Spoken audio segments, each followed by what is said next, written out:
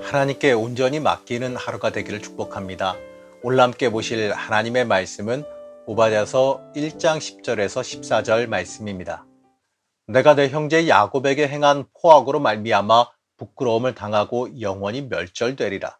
내가 멀리 섰던 날 곧 이방인이 그의 재물을 빼앗아가며 외국인이 그의 성문에 들어가서 예루살렘을 얻기 위하여 제비 뽑던 날에 너도 그들 중 한 사람 같았느니라.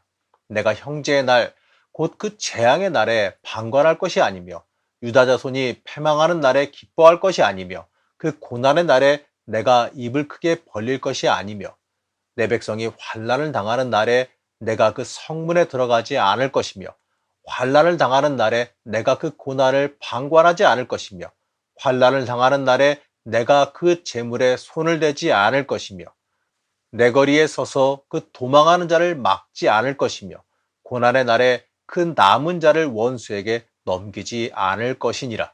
하나님께서 이 에돔을 징계하시면서 하시는 말씀을 한마디로 요약하면요, 바로 이렇게 말할 수가 있습니다. 해도 너무했다. 바로 이겁니다. 에돔이 이스라엘을 미워한 정도가 너무나도 지나쳤다는 뜻입니다. 12절 말씀을요, 이 표준 세번역으로 보게 되면 에돔이 이스라엘을 얼마나 미워했는지 좀 더 명확하게 알 수 있습니다. 12절 말씀입니다. 내 형제의 날, 그가 재앙을 받던 날에 너는 방관하지 않았어야 했다. 유다 자손이 몰락하던 그날, 너는 그들을 보면서 기뻐하지 않았어야 했다. 그가 고난받던 그날, 너는 입을 크게 벌리고 웃지 않았어야 했다. 이 말씀에서 하나님은 계속해서 하지 않았어야 했다라는 표현을 계속해서 사용하십니다. 다시 말해서요, 하지 말아야 할 짓을 에돔이 행했기 때문에 이들이 멸망해야 하겠다라는 의미입니다. 이 말씀을 통하여서요, 에돔이 행한 악행을 우리가 유추해 볼 수가 있습니다. 이들은 이스라엘과 서로 동맹에 있을 때에도요, 이스라엘을 배반했던 사람들입니다. 그리고 이스라엘이 바벨론에 의해서 침공당했을 때 그것을 기뻐했고, 심지어 예루살렘을 약탈할 때 그들도 같이 약탈했습니다. 그리고 이 도망하는 유다 사람들을 잡아서 바벨론에 넘겨줬습니다. 13절 말씀을 세번역으로 보게 되면요, 너무나도 이게 명확하게 드러납니다. 13절 말씀입니다. 나의 백성이 패망하던 그날, 너는 내 백성의 성문 안으로 들어가지 않았어야 했다. 나의 백성이 패망하던 그날, 너만은 그 재앙을 보며 방관하지 않았어야 했다. 나의 백성이 패망하던 그날, 너는 그 재산에 손을 대지 않았어야 했다. 이 모습을 보게 되면요, 도저히 그 뿌리가 형제 국가라고 말할 수가 없겠지요. 원수도 이런 원수가 따로 없습니다. 그러면 에돔이 왜 이런 포악한 일을 행했겠습니까? 우리는 잠시 창세기에서 이 에서와 야곱의 이야기로 좀 거슬러 올라갈 필요가 있습니다. 인간적으로 볼 때예요. 인간적으로만 볼 때에는요, 에서가 아주 뛰어난 사람입니다. 이 부족을 이끌어갈 능력도요, 에서가 사실 또 뛰어났어요. 이 족장으로서의 자격도 충분히 갖추었습니다. 하지만 이 장자권을 받은 사람은 누구냐? 야곱이지요. 에서의 입장에서는요, 이 교활한 야곱에게 장자권을 마치 도둑 맞은 것처럼 보일 겁니다. 후에는요, 형제가 화해하긴 했습니다. 하지만 그 후손인 에돔의 입장에서는 이스라엘이 자신들이 하나님께 받아야 되는 사랑을 빼앗아 갔다라고 여기게 될 겁니다. 만일 야곱이 에서의 장자권을 빼앗지 않았다면 지금 하나님의 백성은 이스라엘이 아니라 자신들인 에돔일 거라고 생각한 거지요. 그러니까 이스라엘 민족에 대한 분노가 그들에게 쌓일 수밖에 없는 겁니다.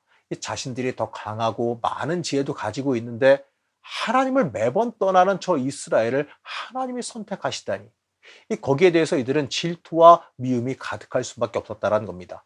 이처럼 이 분노와 미움, 시기 질투는요, 남을 죽이기도 하지만 이 자기 자신을 패망에 이르게 한다는 그 사실을 우리는 잊지 말아야 됩니다. 우리 그리스도인들은요, 이러한 죄악에 빠지지 않아야 됩니다.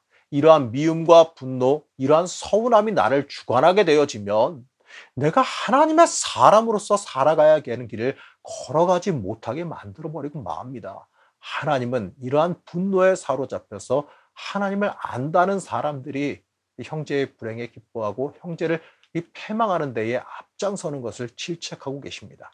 우린 여기서요, 남의 불행을 기뻐하며 굉장히 즐기는 이 에돔의 모습을 좀 깊게 볼 수 있어야 됩니다. 이 모습에서요, 우리의 인간적인 악함도 함께 살펴볼 수 있어야 됩니다. 우리 속담 중에요. 사촌이 땅을 사면 배 아프다는 말이 있어요. 한마디로 내 주변의 사람이 잘 되는 게 싫다란 소리예요. 내 주변의 사람이 잘 되면 기뻐하고 함께 즐거워해야 되는 겁니다. 그것이 그리스도인의 바른 모습입니다. 남 잘 되는 것을 보고 시기하고 질투해서는 안 된다는 거죠. 그것이 심해지면 에돔과 같이 하나님의 뜻에서 벗어나서 나를 패망하게 만드는 죄악에 빠져버리게 됩니다. 심지어 남이 잘 안 되기까지 바라는 못된 마음까지 품게 됩니다. 이러한 마음은요, 악한 마귀가 주는 마음이에요. 하나님은 서로 사랑하라고 말씀하셨습니다. 예수님은 우리에게요, 새로운 계명으로 서로 사랑하라라고 명령하셨습니다. 요한복음 13장 34절 말씀입니다. 새 계명을 너희에게 주노니 서로 사랑하라. 내가 너희를 사랑한 것 같이 너희도 서로 사랑하라. 사랑하는 성도 여러분, 우리가 혹시 에돔과 같은 삶을 살아가고 있지는 않습니까? 하나님을 안다고 말하고 하나님을 믿고 살아간다라고 말하면서 에돔과 같은 모습으로 이 땅을 살아가고 있지는 않았습니까? 믿는다는 것은요, 하나님의 뜻에 맞게 살겠다라고 하는 고백입니다. 이러한 고백으로 살아가는 사람은요, 예수님의 계명에 따라 서로 사랑하면서 살아갈 수 있어야 됩니다. 서로 사랑하는 삶은요, 시기하고 질투하는 삶이 아닙니다. 미움과 질투, 분노가 가득한 삶이 아닙니다. 서로 용납하고 섬기며 서로를 높이는 삶이 주님 가신 길을 따라가는 일입니다. 에돔을 심판하신 하나님의 음성을 여러분들 기억하시기 바랍니다. 에돔의 죄악된 모습이 만약에 내게 있다면 우리는 그 모습을 벗어버리고 온전히 주님 따라 살아가는 삶으로 돌아설 수 있어야 되는 겁니다. 오늘 하루도 하나님 중심으로 살아가시기를 간절히 축복합니다. 우리를 사랑하시는 하나님, 우리가 하나님의 사랑을 따라 살아가기를 원합니다. 에돔의 모습이 혹여나 우리에게 있지는 않았는지 돌아보기를 원합니다. 우리에게 있는 이 에돔과 같은 악한 모습이 사라지게 하여 주옵시고 하나님 앞에 온전히 바로 서게 허락하여 주시옵소서. 오늘 하루도 하나님 앞에 바로 서서 주의 길을 따라가기를 원하오며 거룩하고 존귀하신 예수님의 이름으로 간절히 기도드렸습니다. 아멘.